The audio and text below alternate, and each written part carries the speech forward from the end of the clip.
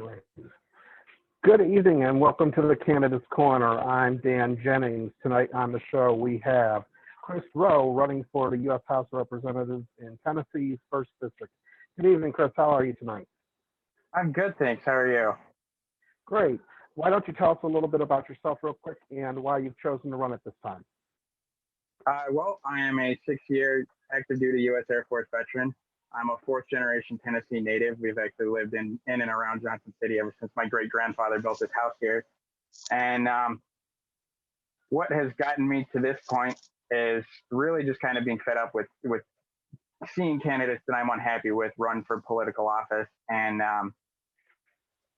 if you told me even 2 years ago that I thought this was something that I would be doing, I would have laughed in your face. But politics being what they are, I can't rightly justify sitting on the sidelines any longer. And really the kind of kick in the ass that I needed to make that happen came late last year. I was fresh out of college. I'd gotten a really nice job making really good money. And I finally had a chance to take a vacation and come down here and see my family for the first time in a couple of years. Well, I came into my dad's work. He works at a hardware store just down the road out here.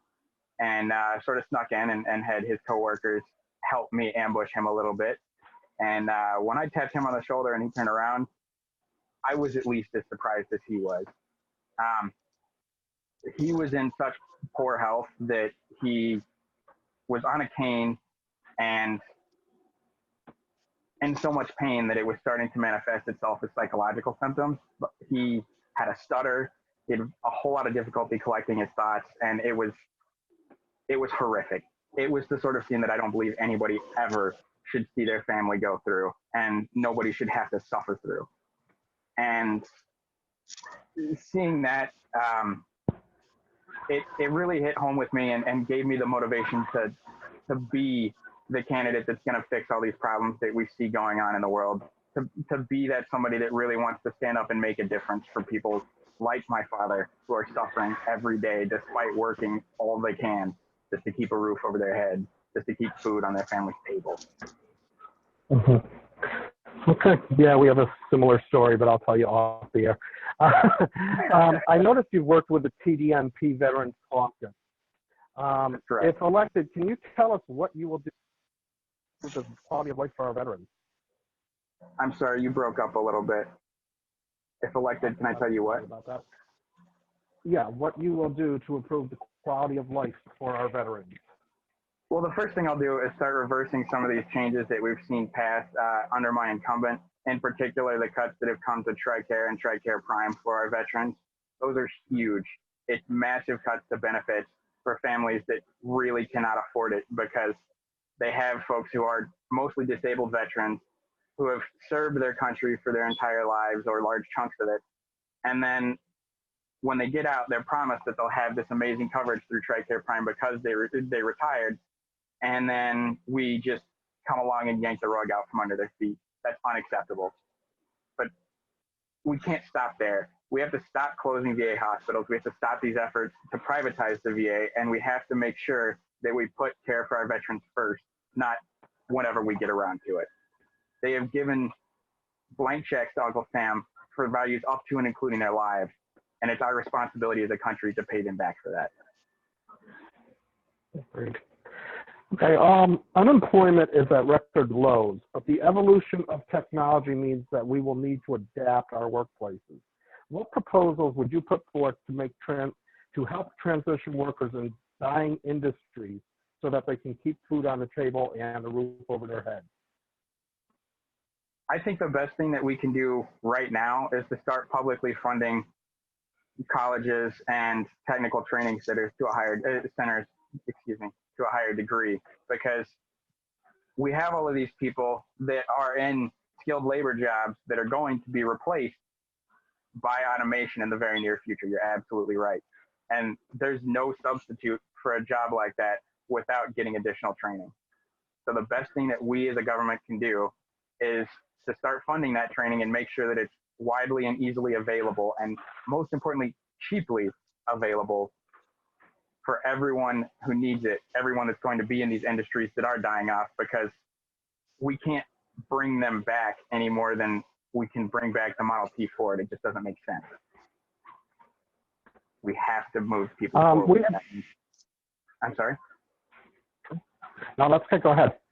I was just saying we have to move people forward, and that means making sure that they're prepared for the world as it's developing. We have seen over the last couple of years a war on healthcare in this country from the GOP, whether it's repeal and replace Obamacare, whether it's Planned Parenthood funding, whether it's heartbeat bills for abortion laws. What role do you see yourself playing in ensuring women's and actually everyone's health care? Well, first, let's start by addressing this repeal and replace Obamacare business, because that's been a flat out lie from day one. We hear them try over and over to repeal the Affordable Care Act, but I have yet to see one valid proposal come through to replace it. Not one. So there is no replace. They want to repeal it and leave people dead in the water who have pre-existing conditions. That's just the fact. But the way that we address that moving forward is, first of all, we ensure that it's codified in law that women have the right to control their own bodies, period. Yes, we need to stop abortion, especially ones that aren't medically necessary. But we don't do that by making them illegal. We make birth control readily available. We make sure that people are properly educated. We make sure that people are prepared to succeed if and when they do have children. We make sure that people have the tools that they're going to need to succeed moving forward. And that's how we solve that problem.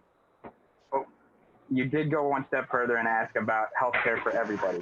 And I am more than happy to support Medicare for All proposals.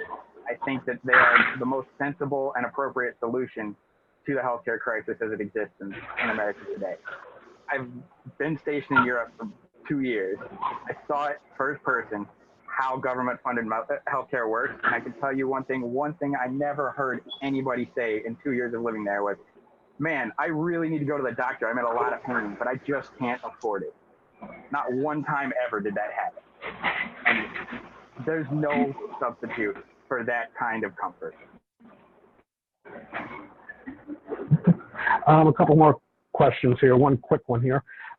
If elected, would you support reinstating and increasing tax cuts for teachers who buy supplies for their students in their rooms? Yes, absolutely. But we can't just make it tax cuts for these teachers. We have to, one, increase teacher salaries across the board so that we don't have teachers working part-time on top of their full-time education job, just so that they don't end up destitute. Two, we have to make sure that we properly fund classrooms so that teachers don't have to spend their money out of pocket, what little they do make, to make sure that their students have the tools they need to succeed. And three, hire more teachers. For the love of all that is holy. We have huge student-to-teacher ratios right now. And that's just a recipe for disaster. We are setting up our future generations for failure as we speak. Yes, education is expensive. No, we don't see returns from it immediately. Education is an investment in our future as a country, and it is a failure on all of our parts if we refuse to make sure that everyone has what they need to succeed. If elected, what committee would you want to be on and why? Well, the number one and most important committee that I think I would like to be on is the Veterans Affairs Committee, not just as a replacement for my incumbent, but as somebody who actually has a fresh veterans voice to provide to the room and can discuss in great detail exactly what new veterans are going through and exactly how the Veterans Affairs Committee can improve our lives. Okay. One final question. Like myself, you've been in the military and thus have likely seen the damage that semi-automatic weapons can cause. Yet, on your site, you say you're against an automatic weapons ban. Can you expand on why you're not for an automatic weapons ban, given the propensity for mass kills and damage that these weapons are causing on the street? Yes, and I'm a little bit surprised this question didn't come sooner. It's easily my biggest point of contention with traditionally Democratic voters. But to be clear, my issue is with semi-automatic weapons bans, not automatic weapons bans. I wanted to correct that before I got started. I'm all for our automatic weapons restrictions that we have right now, but I don't know that limiting specific types of semi-automatic weapons based on physical characteristics that are largely uniform across all semi-automatic weapons is going to do us any good. The kinds of weapons that are targeted by these assault weapons bans account for roughly 4% of mass crime, of murders in general, based on all statistics that I could find for firearms. Now, people, on the other hand, account for 100% of the problem. And I think that that's where we need to put our focus. And that means expanding background checks, passing red flag laws, making sure that people have responsible gun ownership laws. Like, if your gun gets stolen and then used in a crime and you haven't reported it, it should at least get you looked at. Right now, it doesn't. And I can support all sorts of legislation that would do a lot to actually cut our gun violence statistics. I just don't think the starting point is banning weapons that, to be frank, aren't used in a large percentage of the murders.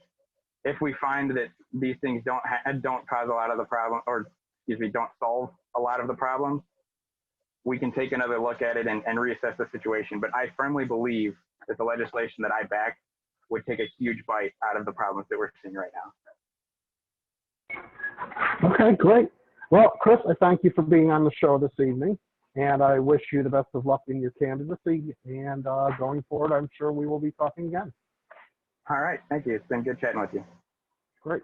And that is it for the Candidates Corner. Our guest tonight has been Chris Rowe, running for the U.S. House of Representatives in Tennessee's 1st District. Have a good evening, everyone. Please subscribe to the channel. Also, go out to our site, equalvotelocal.com. We've got all sorts of great information on how to get out to vote out there. And for the Blue Wave Report, I'm Dan Jennings, reminding you, as always, don't just comment, act. Have a good night, everybody.